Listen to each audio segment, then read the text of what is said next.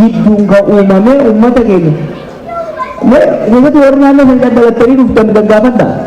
There is something really weird going on.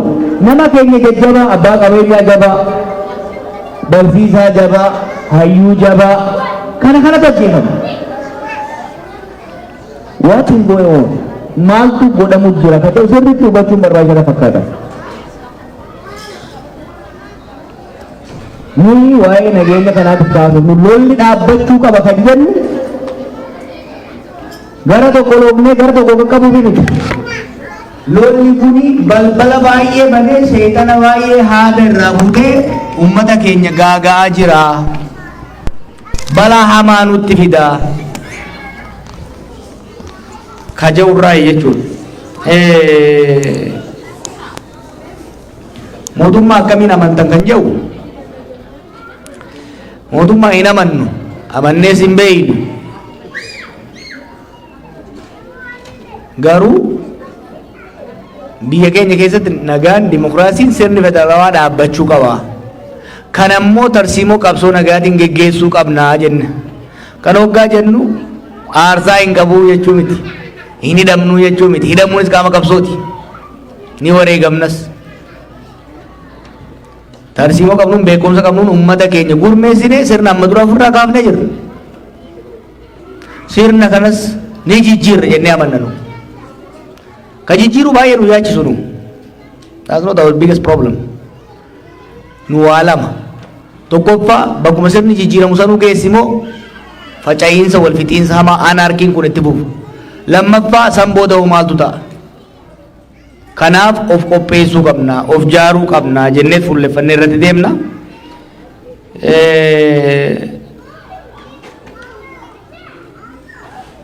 Kan ijoollee bosonaatiin kaafte Baqqalaan kaleessa kaasaa ture. Hedduun isaanii nu wajjin hidhamanitti hidhaa keessatti dararaan meeqarra ga'eetti qeetti hoggaa galan ajjeechaadhaaf barbaadamnaatti qeetti haadha ofii duratti du'uu diddaaf bosona gale dargaggeessi. Kun dhugaadha nu. Oduuni miti barka beeynu. Oduuni miti. We know them. We know them. Amma yeroo baay'ee namni quba nutti qaba akka nuti faallaa sanii jirru. Kami jaarmayni gadi ba'ee biisan keessa osoo taa'u osoo maqaa shororkeessaa itti dhoobamee jiru gadi baanee koora irratti ejjennoodhaan waraana shanii jedhamu hin beeynu waraana bilisummaa Oromoo jedhamu beeyna jenna. Namni jedhan jiru bara. Fakkeessaa miti barnu. We walk the talk. We don't just talk. Nuyi achi keessa teenyee tokko siyaasaa madda siyaasaa jira dhugaa qabanii. These are legitimate political force. They have legitimate political grievance. Akkuma TPLF dhaggeeffatanii mariidhaaf hojii teessanitti waraana bilisummaa Oromoo hojii teessanii mari'achuu qabdanii jenne nu. Kun eenyu aarsa? Kora keenya irratti dhageessanii duubiti hoggaa dura ta'an keenyas sangoon sun ta'e riizoluushiniidhaan filannoo keessaayis kaafaawwan hoggaa ba'u tokko hidhamuu keenya lammaffaa dargaggeessi dhiibamee qawwee fudhatee bosona gale mariidhaan deebi'uu qabaa jenneeti. Ammas marii biyyoolessaa hirmaattan malee jamee dhiibbaa meeqa godhamaa jira. Humni hidhatee mootummaan wal lolaa jiru. Kan TPLFis, kan OLS, kan Beenishaangulis hirmaatu malee nuti hin hirmaannuu jenne. Hin hirmaannuu jenne.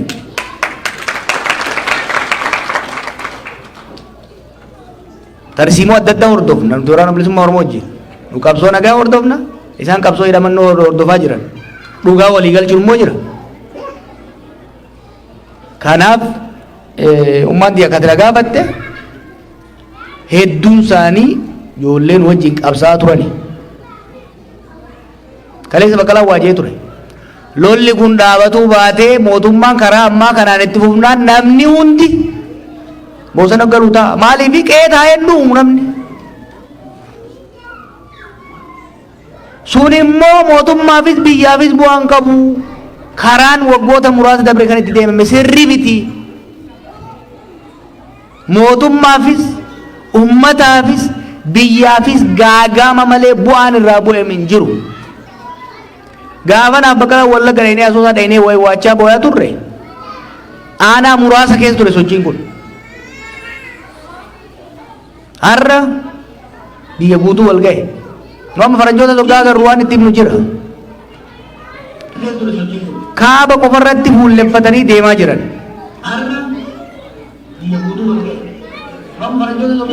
Asiin haasawee galee.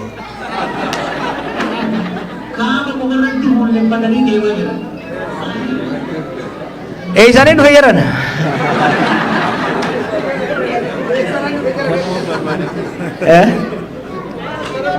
Ga'e ajaa'iba.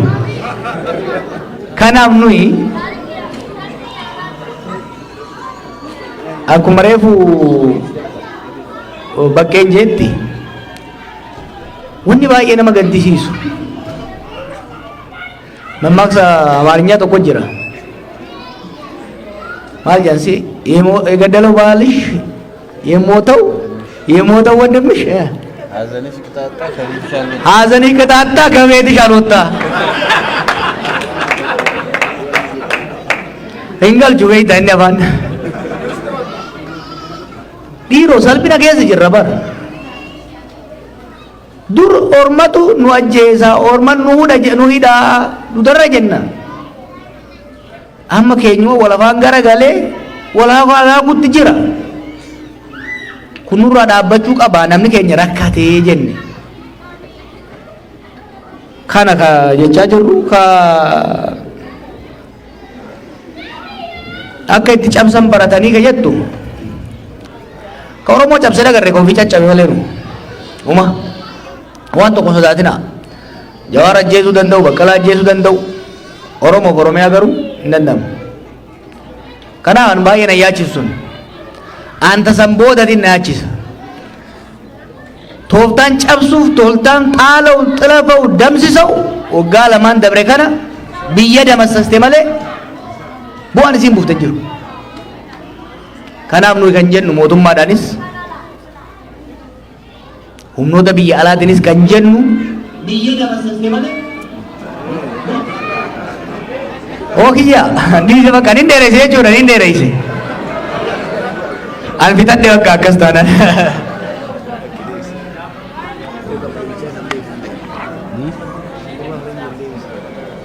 Okay. Aye, ani semua betit ko ang kagawab tu toko si ya tu masih ni kenu dafi.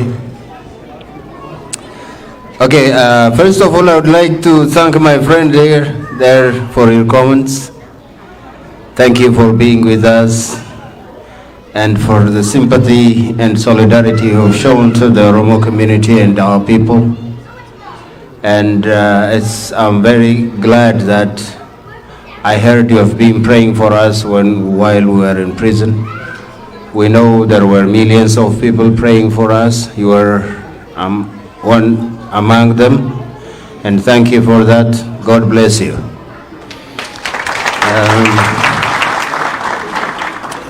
Waa'ee nageenya keenyaa inni kaaseera. Nuyi qabsoorra irra dhiiroo namni qabsoorra jiru du'uu danda'a, hidhamuu danda'a. Namni waraana hidhatee bahu qawwee isaa fudhatee rasaasa isaa hidhatee gaafa bahu nan ajjeesa duwwaa jedheen bahu. Akka du'uun beekamoo hin beeku. Du'uus hin danda'a. Ajjeesee nagaan galuu danda'a yookaan immoo du'uu danda'a. Akka du'uu danda'a utuma beekutu qabsootti seena. Nuyi yoo waraana qawwee baanne yoo loluudha yoo baanne yoo waraana keessa irra lola keessa irra lola dippiloomaasii keessa irra lola siyaasaa keessa irra mootummaan kana addunyaa irratti dhiibbaan akka irra ga'u qoqqobbiin akka irra ga'u karaa dippiloomaasii dhiibbaan akka irra ga'u akka harka kennatu waan hundumaatiin irratti qabsaa jira. Kanaaf nuun hiilu nuun niisu nu hiiluu danda'a. Yeroo meeqa hidhamneerra yeroo meeqa waan meeqa nurra ga'eera. Garuu ani kan baqadhe eewu dhaqee hidhamu eewu dhaqee aduu ilma eewuun kennaan akka hoogganaa tokkotti akka nama saba kana dursuu tokkotti wajjiniin dhaqee waan sabi koo ta'e ta'uun dirqama kooti. Maal jechuudha Jawaar akkamittiin asitti hafuu danda'a? eenyu dhaqee du'aaf eenyu dhaqee qabsaaf eenyu guddisa baasa nama hundumtuu akkuma Jawaaris hin mararu dhalli isaa hin marara hin jaallata akkamittiin eenyu dhaqee gatii kana haa kaffalu yoo tokkoon keenya yoo gatii baasne malee bilisummaan dhufuu hin danda'u. Freedom doesn't come free. Hin dhufu tolan dhufu gatii itti kaffaluu qabna baasuu qabna. Ani kaffaluun qaba qooda koo isin immoo as teessanii dadhabdanii isa ormaaf dadhabdanii maallaqa argattan kaffaltanii isinis qabsoo keessa jirtu. Hundumtuu karaa isaa qabsaa inni qawwee fudhatee diina irratti dhukaasaa jiru tumaa jirus immoo qabsaa jira karaa isaa lubbuu isaa wareeguudhaaf achi jira. Kun hundumtuu wal qabatee wal simateeti bilisummaan kan argamu malee akkumatti teenyee isa barbaannu isa jaallannu nas taa'e isa kaaniin immoo deemi ani immoo dhaqee du'a Jawaarin deema Entau Jawaarin akkasii ta'u inni akkasii ta'u walumaan deemna. Kanaaf waa'ee nageenya keenya nuyi kutannee itti deemaa jirra waan ta'eef waan tokko yaadda'ina. Ani immoo akka nama amanu tokkotti maala nama na beektu rifeensi mataa kootii tokko ittiin gaafa rabbi jedhe malee hin buqqaatu jedhee yaadana. Alhamdulillah. Kanaaf waan tokko nuuf yaadda'ina abbaan du'e kimbila jedhu adeemu qabsoon itti fufte. Adda bilisummaa Oromoo wajjiniin isa ta'e waraana bilisummaa Oromoo wajjiniin nuti akka namni ittiin nu laalaa jiru kana miti. Warra wajjiniin hidhamnes beekna.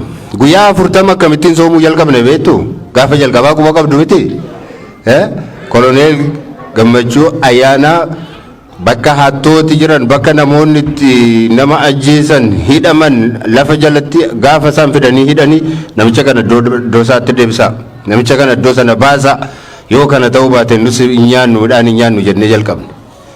Sanumaan dubbiin dhalee wanti tokko itti deemee itti dabalamee nus xiqqii keessa seenne waan uummata keenya barsiisuu barbaannus wanti tokko waan keessa tureef achumaan hin nyaannu jennee haga lubbuu keenya wareegnutti geenye. Innis waliin anis jannata akkumatti ilaallee deebine.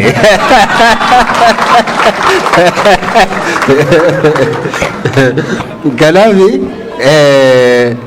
hariiroon keenya hamma kanadha. Mana hidhaa keessatti akkamittiin akka wal gaafachaa turre nutu beeka. Risoorsii namni nuu kennu akkamitti walii qoodaa akka turre nu miti isaan dhugaa ba'uu danda'a gaaf tokko.